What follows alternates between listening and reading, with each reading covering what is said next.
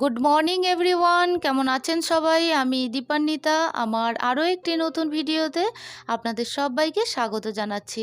আশা করছি আমার এই ভিডিওটি আপনারা যে যেখান থেকে দেখছেন সকলেই ভালো আছেন। আমরাও সকলে খুব ভালো আছি। আজকে নিত্যদিন আমি যেভাবে পূজা দিই সেই ভিডিও নিয়েই আপনাদের সামনে চলে এসেছি। তবে আজকে ছাদ বাগানে গিয়েছিলাম ফুল টুল তুলতে, তো সেই ভিডিওটা ক্যাপচার করে রেখেছিলাম। তো সেটাই আপনাদের সঙ্গে একটু শেয়ার করলাম, আমার ছাদ বাগানটা। আর যেহেতু আপনারা আমার ছাদ বাগান দেখতে ভীষণ পছন্দ করেন, তো তাই মনে হলো আজকে একটু ছাদ বাগানে যাই আর গিয়ে আমার ছাদ বাগানটা দেখাই। তো তারপরে ফুল তুলছিলাম, তো আমার ছেলে পিছন দিক থেকে ক্যাপচার করছিল। তো তখন ওকে বললাম একটু ভালোভাবে তাহলে ক্যাপচার করে দে। তো তারপরে আমি ভিডিওটা ক্যাপচার করার পর যখন আমি এডিটিংয়ে বসেছিলাম, আমি ভেবেছিলাম বাবু বোধহয় ভালো করে তুলতে পারেনি, দেখলাম বেশ ভালো তুলেছে জানেন, খুব ভালো লাগলো।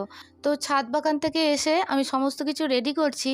তবে তার আগে একটা কথা বলে নেব, যেহেতু মাঝখানে অম্বুবাচী পড়েছিল, তো অম্বুবাচী নিবৃত্তির ভিডিও আমি করেছি এবং আপনাদের সঙ্গে শেয়ার করব এবং আপলোডও করব। তো আপনারা হয়তো আমাকে জিজ্ঞাসা করতেই পারেন যে দিদি এই ভিডিওগুলো কবেকার। এই ভিডিওগুলো অম্বুবাচী পড়ার আগেকার ভিডিও। আর আপনারা তো সকলেই জানেন আমার ভিডিও এডিটিং করতে একটু সময় লাগে, কারণ হলো আমার ছেলেকে তো সময় দিতে হয়।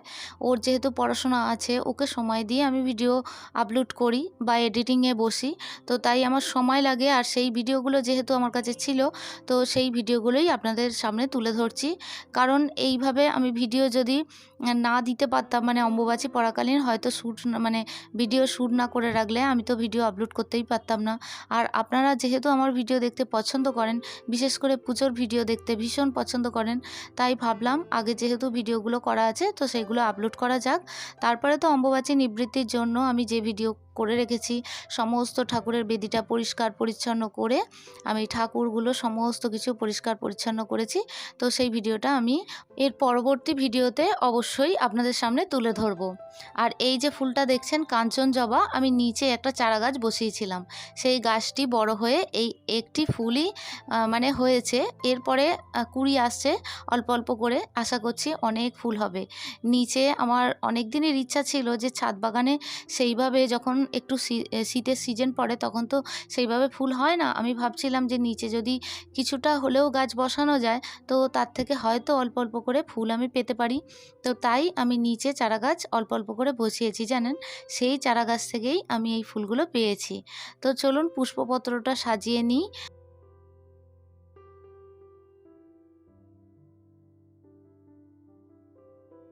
এই মুহূর্তে যারা আমার ভিডিওটি দেখছেন প্লিজ একটা লাইক করে দেবেন।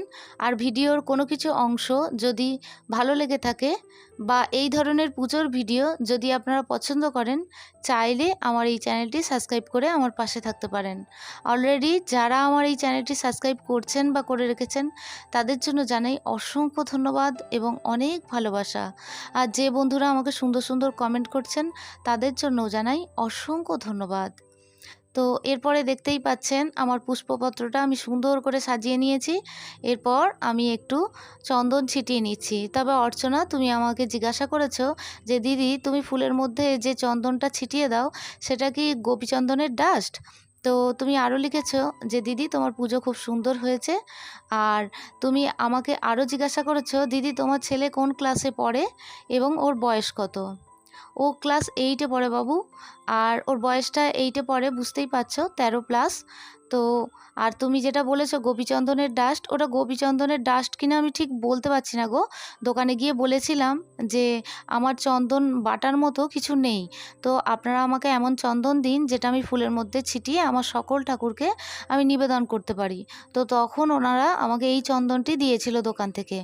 তো জানো তো, আমি এরপরে যখন আমি দশকর্মার দোকানে যাব, আমি জিজ্ঞাসা করব ওই চন্দনটি কিসের। তো গোপীচন্দন আমি দেখেছি, গোপীচন্দন বেশ বক্সের মধ্যে, মানে একটা বড় বক্সের মধ্যে বেশ পিস পিস করে মানে গোটা গোটা করে থাকে, তো সেগুলো এনে আমাকে ডাস্ট করে নিতে হয়। তো সেই চন্দনও আছে। তো এটা কী চন্দন আমি ঠিক বুঝতে পারছি না। তো আমি যদি জানতে পারি অবশ্যই তোমাকে জানাবো। তুমি এই দিদির বুক ভরা ভালোবাসা নিও আর এইভাবেই কমেন্ট করো। তোমার মিষ্টি মিষ্টি কমেন্ট পড়তে আমার ভীষণ ভালো লাগে। এরপরে আমার আরও একটি মিষ্টি বোনের কমেন্ট পড়ব, সুশীলা দাস।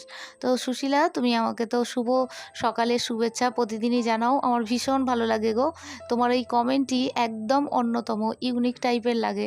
কারণ হলো শুভ সকালের শুভেচ্ছা এবং রাধা মাধবকে তুমি ডাকো যে রাধে রাধে, আমার ভীষণ ভালো লাগে। তুমি আমার অনেক ভালোবাসা নিও, ভিডিওর মাধ্যমে তোমাকে অনেক আদর জানাচ্ছি। এরপরে আমার আরও একটি মিষ্টি বোন, আমি জ্যোতির কমেন্টটি পড়ব। তো জ্যোতির কমেন্টটি পড়ার আগে বলে দিই, আমি পুজোয় তো বসে গেছি, আপনাদের তো দেখিয়েই দিলাম।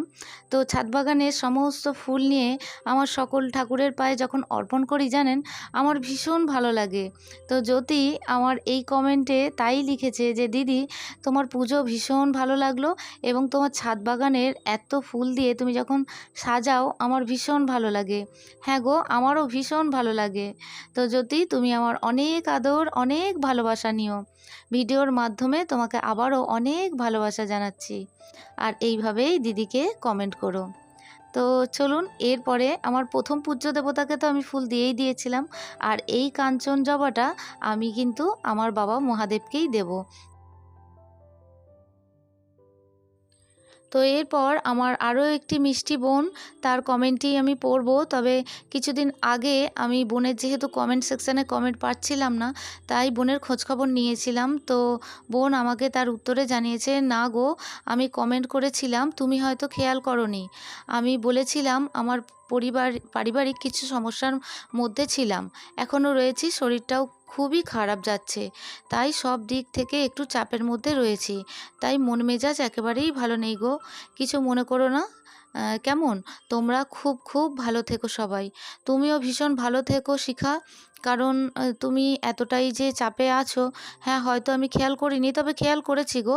তবে এতটা সমস্যার মধ্যে আছো আমি সেটা ভাবিনি। তবে আশা করছি ঈশ্বর যেন তোমার এই সমস্যার সমাধান করে, আমি ঈশ্বরের কাছে কামনা করব।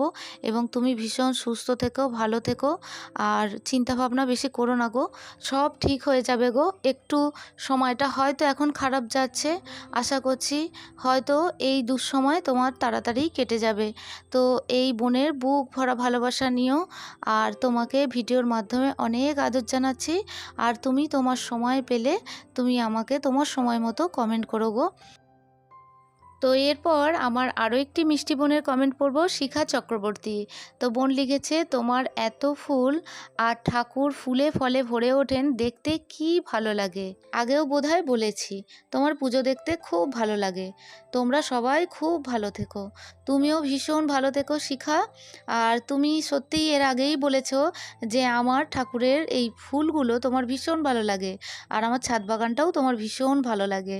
তো হ্যাঁ গো, আমার ছাদ বাগানটা তোমার সাথে সাথে আমার অনেক মিষ্টি মিষ্টি বোনেরা ভীষণ পছন্দ করে আমার এই ছাদ বাগান দেখতে। তো আমারও ভালো লাগে গো ছাদ বাগানটা তোমাদের সঙ্গে শেয়ার করতে, তবে প্রতিদিন তো শেয়ার করতে পারি না।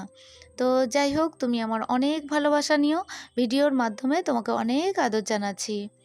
তো এরপর আরও বেশ কিছু কমেন্ট আছে, সেগুলো কিন্তু আমি পরবর্তী ভিডিওতে পড়ে নেব।